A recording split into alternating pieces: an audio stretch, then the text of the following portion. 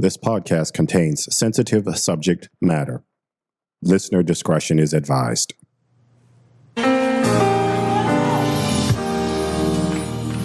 Because the Lord is my shepherd. Hey, everybody out there. So this unscripted episode is one that is a little difficult to talk about. However, it is a necessary conversation to have in case somebody experiences this or potentially have had an issue where this might be something that you need to deal with. Today on this unscripted episode, we are going to talk about what happens if in the event a death occurs while you are camping or on vacation for that matter, what you need to do to handle it. I'm going to discuss all of that right here from an undertaker's perspective.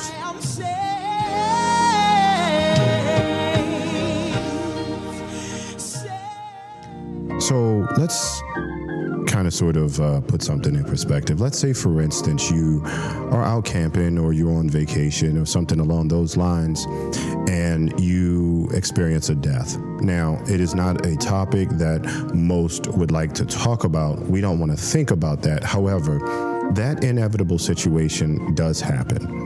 I have experienced it not directly with my family. However, I have experienced it in a campground where I had to render assistance to that family.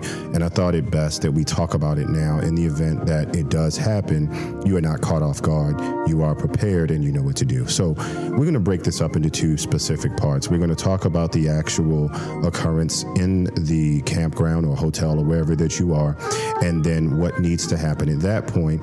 And then we're going to take part two, which will talk to you about the various options you have as far as getting your loved one back home, getting your coach moved, things of that nature. So we're going to deal with the actual death that occurs, what happens next, and then we'll take part two and talk about how to get home, get you home, and get arrangements made. So first things first, when a death occurs, the first thing you need to do, especially if you're not in your home state, the absolute first thing you do is you call 911. That's the first thing you do. You call 911 and you let them know that the person that you are camping with is unresponsive. You don't say anything else. The person is unresponsive. I need medical attention. And they're going to ask you a few questions. They're going to probably get your name. Make sure you know where you are. Get a card or a check-in sheet that has the campground's address. And if the campground has like a gate or something like that, then the next phone call you make is to them to notify that medical personnel is on the way. And again, the person is unresponsive.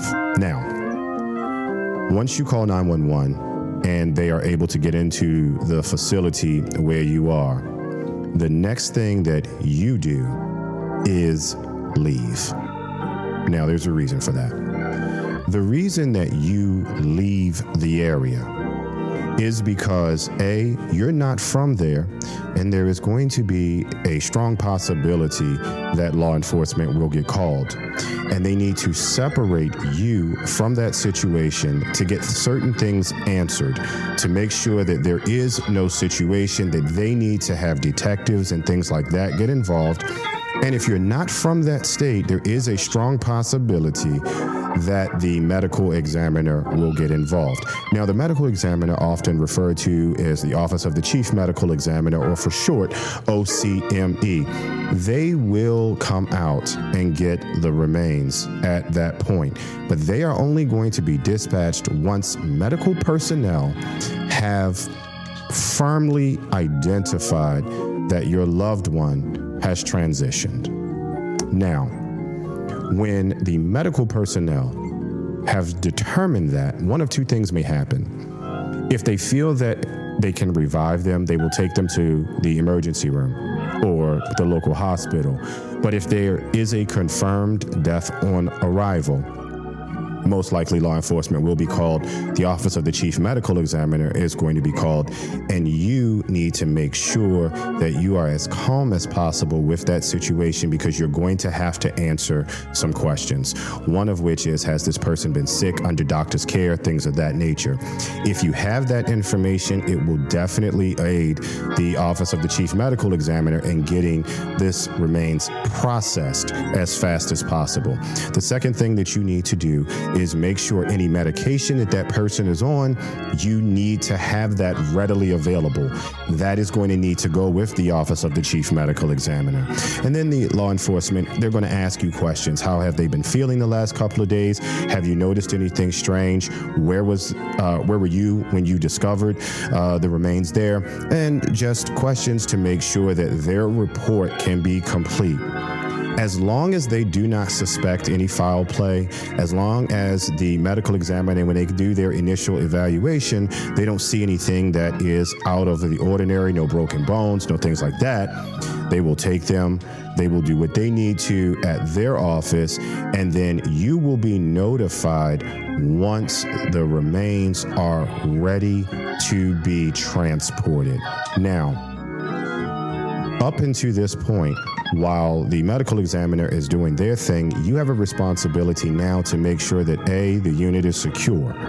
B, if you are not able to move or drive that unit, you need to get in contact with somebody like FMCA or FMCA Assist or a loved one that can help you get packed up and transported home. Or if you can't get it home, at least talk to the campground so that they can have somebody move your trailer, or potentially have somebody move your coach to a place where you can have some type of long-term storage so that you can make arrangements to fly home, or however you decide to get there. If you have a towed car, you can probably drive home.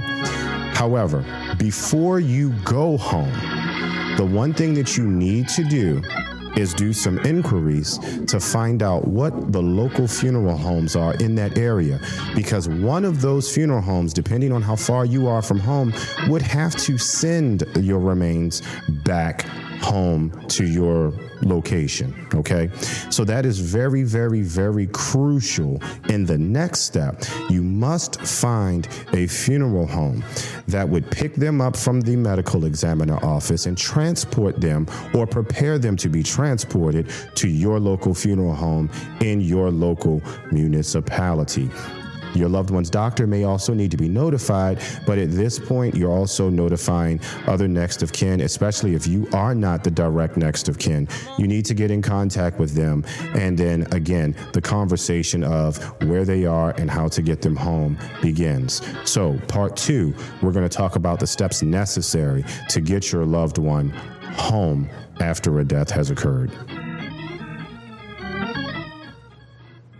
So, once you have contacted family and friends and you've gotten your unit secure and things of that nature, the next thing you need to do is select a funeral establishment that will pick the remains up from the Office of the Chief Medical Examiner and prepare them for transport back home. Now, you have one of two options. One is cremation.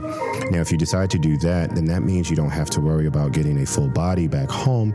It's usually less expensive, and you can take your loved one with you within a matter of days. However, should you or your loved one require or suggest that they want full body burial, either it be earth burial or entombment in mausoleum fashion, what you would need to do is contact that funeral home and give them authorization to remove from the Office of the Chief Medical Examiner.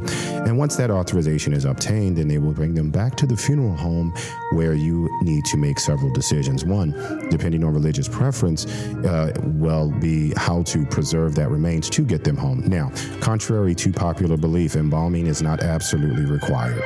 Now, they will tell you that that is not true. Embalming is never absolutely required, and it is not the only way to preserve a remains to get them back home. There is other options, up to and including Ziegler type cases where you can use the method of dry ice to get them back home through a sealed mechanism inside of another container. The other option is to go through traditional embalming, where the body is then preserved through a polarization of turning insoluble albumines into, or I should say soluble albumines into insoluble albuminoids by introducing formaldehyde HCHO or CHCO to the remains via chemical embalming. Now, I said all of that to say that, yes, you are talking to a graduate of the Catonsville Community College Mortuary Science Program. So what I am telling you is indeed matter of fact and not of opinion. You do not, under no circumstance, have to embalm to get a remains across state lines. That is not true, and that is a myth that if you have heard it, you can now correct it. It is not true. So once you decide that that's what you want to do, that funeral home will pick them up, preserve in the way that you, in the fashion that you choose. And then at that point, you have one of two options. My option that I suggest is that you have the body sent back in a transport container and then purchase all of your funeral service needs from the funeral home at home. That would be any type of casket, flowers, any type of memorialization, any type of out of burial containers, and or other accessories that you need. You do not need to purchase that from the funeral home that takes care of the remains while you are away or on vacation. Okay, that is my best advice. Now, once you get back home to your local funeral establishment, they will guide you and give you all of the information that you need to make arrangements. Over 127 steps typically are necessary, but they will break that down for you into a way that is easy for you to understand and that you can manipulate to your family's satisfaction. And that is what the most important thing is, making sure that what your family needs is what you get. Now, that being said, if you need any questions answered, make sure you contact your local funeral establishment ahead of time. Meaning, you need to look to pre-plan everything, especially if you plan on being a nomad, full-time camper, and things of that nature, because the expense of a death that occurs and you are not at home or in your home state is twice, sometimes 3 times what it would be if you are at home. Please, if you are able to talk to your local funeral establishment, I urge you to pre-plan everything. There are programs and other things out there through various organizations that will allow you to have your remains shipped home at nominal cost. But the only way for you to know and understand what is available is for you to talk to your local funeral establishment before you need. Pre-need is always the best way to go. That is the best advice I can give you. With that being said, again, hard conversation, but I am hoping that this puts you on the right path to make sure that you are prepared in the event you have a death while you are away. Please be safe out there, know your rights, and always pre-plan and prepare. Thank you so much for this difficult conversation. I'm hoping that you found it helpful. Again, if you need anything, any information, or need a suggestion of a local etablishment or how to find one, hangin, HANGIN, with the Hayes hangingwiththehays@gmail.com. I will put my email address at the bottom of this. Feel free to email me. I will get back to you with the information that you will need. And again, that is not funeral advice. I am not selling funeral service. I am simply giving you information for you to make sure that you make the best decisions for you.